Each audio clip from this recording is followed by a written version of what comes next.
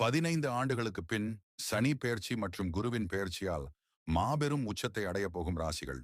தொழில் வாழ்வில் அசுர வளர்ச்சியும் நிதி நிலையில் மிகப்பெரிய உச்சத்தையும் காணப்போகின்றன. மார்ச் 6ஆம் தேதி சனி பகவான் கும்பத்திலிருந்து மீன ராசிக்கு பெயர்ச்சியாகிறார். இதன் பலன் சில ராசிகளுக்கு மகா யோகம் போல் அமையும். இதில் உங்களின் ராசியும் இருந்தால் ஓம் முருகா என்று கூறி சேனலை சப்ஸ்கிரைப் லைக் செய்து கொள்ளுங்கள். முதலில் ரிஷபம். சனி இவர்களுக்கு யோககாரகன். எவ்வளவு சோதனை வந்தாலும் விடாமுயற்சியால் தாண்டி முன்னேறுபவர்கள்.